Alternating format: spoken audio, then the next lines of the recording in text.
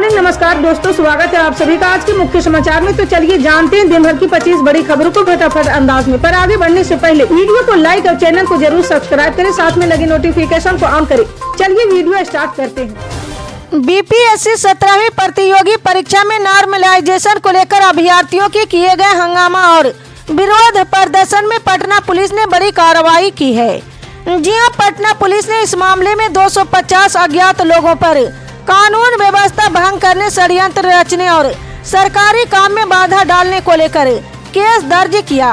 जी हां, छात्र नेता दिलीप कुमार को इस मामले में पुलिस ने जेल भेज दिया है। इसके साथ ही 250 अज्ञात लोगों पर केस दर्ज करने के बाद पुलिस उनकी पहचान में जुट गई।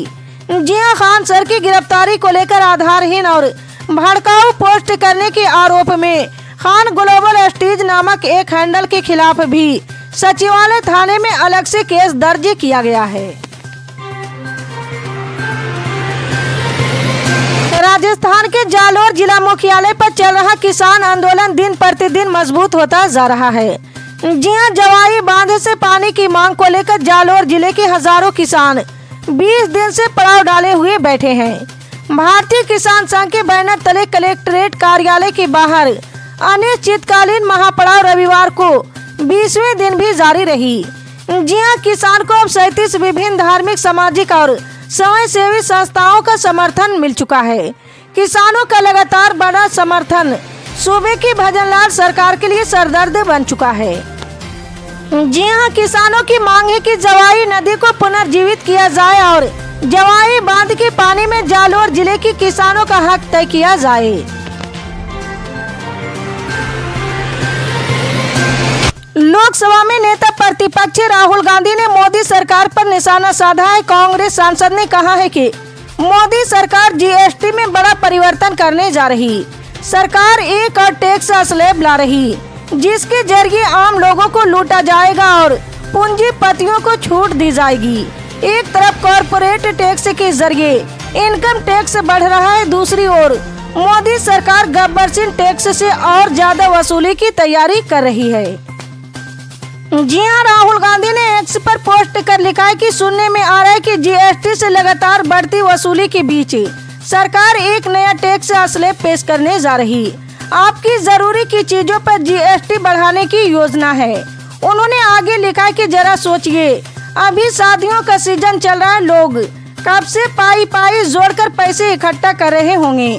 सरकार इस बीच 1500 रुपये से ऊपर के कपड़ों पर जीएसटी 12% से 18% करने की तैयारी में है।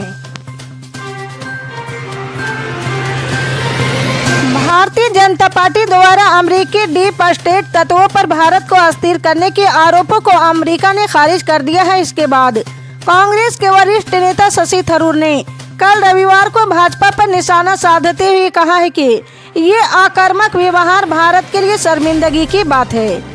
जी हां, अमेरिका ने शनिवार को भाजपा के उन आरोपों को खारिज कर दिया कि अमेरिकी विदेश मंत्रालय द्वारा वित्त पोषित संगठन और अमेरिकी डीप स्टेट तत्व प्रधानमंत्री नरेंद्र मोदी और उद्योगपति गौतम अडानी पर लक्षित हमलों के माध्यम से भारत को अस्थिर करने के प्रयासों के पीछे हैं। प्रधानमंत्री चौधरी चरण सिंह के पुत्र चौधरी अजीत सिंह द्वारा स्थापित राष्ट्र लोक दल ने पार्टी कार्यकर्ताओं में जोश भरने के लिए उत्तर प्रदेश और राजस्थान के युवाओं के लिए एक इंटर्नशिप प्रोग्राम शुरू किया है। जी हां, इस प्रोग्राम को सारथी इंटर्नशिप नाम दिया गया। इसके तहत 21 से 30 वर्ष के युवाओं को रालोद प्रमुख जयंत चौधरी, पार्टी के सांसदों और विधायकों के साथ काम करने का मौका मिलेगा। जी हां, इस इंटर्नशिप के लिए कुछ खास विषयों से ग्रेजुएशन किए युवाओं को वरीयता दी जाएगी। पार्टी के मुताबिक इस प्रोग्राम से युवाओं के लिए भविष्य के नए रास्ते खुलेंगे। महाराष्ट्र में नई सरकार के गठन के बाद अब विभागों के बंटवारे को लेकर मंथन जारी है। मुख्यमंत्री देवेंद्र फडणवीस ने 5 दिसंबर को शपथ ली थी, लेकिन मंत्रिमंडल विस्तार और विभागों के आवंटन पर अभी भी सहमति नहीं बन पाई। जी हां, गृह विभाग को लेकर शिवसेना की मांग ने मंत्रिमंडल गठन में देरी कर दी।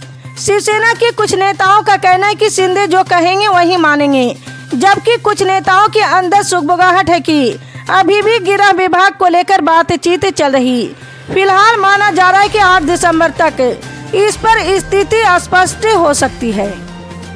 जी हां, असल में पिछले महीने हुए विधानसभा चुनाव में बीजेपी, शिवसेना और एनसीपी अजीत पवार गुट की महायुति ने 288 सदस्य सदन में 230 सीटें जीतकर बहुमत हासिल किया। इसके बावजूद आंतरिक खींचतान और दबाव के चलते नई सरकार का गठन समय पर नहीं हो सका। जी हां, फडणवीस के नेतृत्व में सरकार का विस्तार 11 या 12 दिसंबर को होने की संभावना है। बीजेपी और एनसीपी के साथ मिलकर काम करने के लिए शिवसेना गृह मंत्रालय पर जोर दे रही, जिससे समीकरण और चुनौतीपूर्ण हो गए हैं।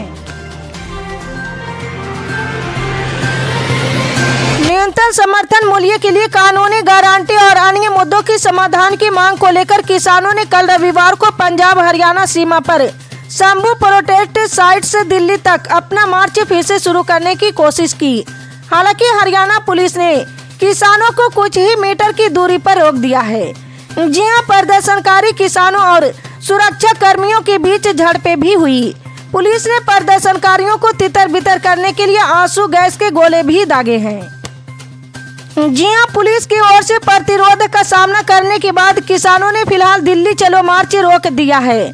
हरियाणा पुलिस ने किसानों से अपने विरोध प्रदर्शन को आगे बढ़ाने के लिए दिल्ली पुलिस से आवश्यक अनुमति लेने को कहा।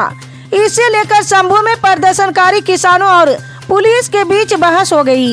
इस बीच पुलिस ने दावा किया कि किसान एक भीड़ के रूप में आगे बढ़ रहे थे, न कि 101 किसानों के जत्थे के रूप में।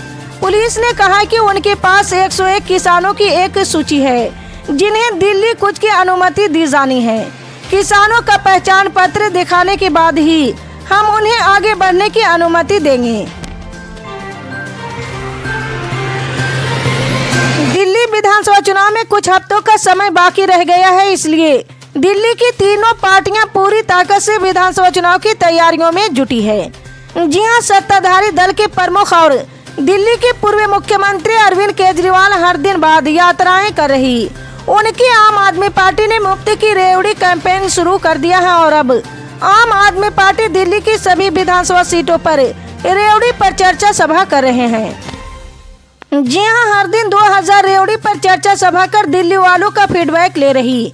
आप और पार्टी का दावा है कि इस सर्वे में 99% लोग चाहते कि दिल्ली को मिलने वाली मुफ्त बिजली, पानी, स्वास्थ्य, शिक्षा, तीर्थ यात्रा और बसों में महिलाओं की मुफ्त सेवाएं जारी है। पार्टी की मिलने वाली फीडबैक को केजरीवाल तक पहुंचाया जा रहा, जिस पर पार्टी चुनाव की कैंपेन में इस्तेमाल कर रही है। एनसीपी के संस्थापक शरद पवार ईवीएम को लेकर चल रहे विवाद के बीच सोलापुर के मरकरवाड़ी पहुंचे। ये वही गांव है जहां ईवीएम वोटों के खिलाफ एक मॉक पोल आयोजित की गई थी, जिसमें लोग बैलेट से मतदान करना चाहते थे। इससे वो ये सुनिश्चित करने की कोशिश में थी कि एनसीपी के उम्मीदवार को ईवीएम में मिले वोटों से ज्यादा वोट मिले हो सकते, लेकिन पुलिस ने उन्हें रोक दिया था और ऐसा करने वालों पर मामले दर्ज किए थे। जी हां, शरद पवार ने मरकरवाड़ी में कहा कि पिछले 2-3 दिनों से देख रहा हूं कि संसद में मरकरवाड़ी की चर्चा शुरू है। वो बोल रहे कि देश में किसी को पता नहीं चली, लेकिन मरकरवाड़ी को लोगों को पता चल गई। उन्होंने कहा कि चुनाव में तकरार होती, लेकिन इतनी नहीं। शरद पवार ने अमेरिका और ब्रिटेन का उदाहरण भी दिया है और उन्होंने कहा कि दुनिया के बड़े देशों में बैलेट पेपर से वोटिंग होती है, पर यहाँ क्यों नहीं। 13 दिसंबर को 17वीं बीपीएससी की परीक्षा होने महज कुछ ही दिन बचे हैं और ऐसे में परीक्षा की तिथि बढ़ाने की मांग शुरू हो गई। जी हां, पहले नॉर्मलाइजेशन के नाम पर अभ्यर्थियों ने पटना में विरोध प्रदर्शन किया है और फिर अब वैसे छात्र जो सर्वर डाउन होने के कारण फॉर्म में नहीं भर पाए थे, उन्हें मौका मिले, इसकी मांग शुरू हो गई। जी हां, रविवार को 6 अभ्यर्थियों का दल बीपीएससी कार्यालय पहुंचा। अधिकारियों से अपनी बात रखी। कार्यालय में सचिव और अध्यक्ष से बात हुई है। जी हां, जो 6 लोग मिलने के लिए गए थे, उन्होंने बाहर आने पर मीडिया से कहा कि अभी कोई फैसला नहीं हुआ, कोई निष्कर्ष नहीं निकला। हम लोगों का मुद्दा था जो भी बच्चे घायल हुए उनकी रिपोर्ट देना। परीक्षा का समय बहुत नजदीक है, इस बात से ये लोग परेशान हैं। लेकिन हम लोग कोशिश करें कि जो बच्चे घायल हुए उनके बारे में सोचा जाए। इसी तरह की पल पल के अपडेट जानने के लिए जुड़े रहो हमारे MSP न्यूज के साथ। मिलते हैं अगली बड़ी खबर में, तब तक के लिए जय हिंद।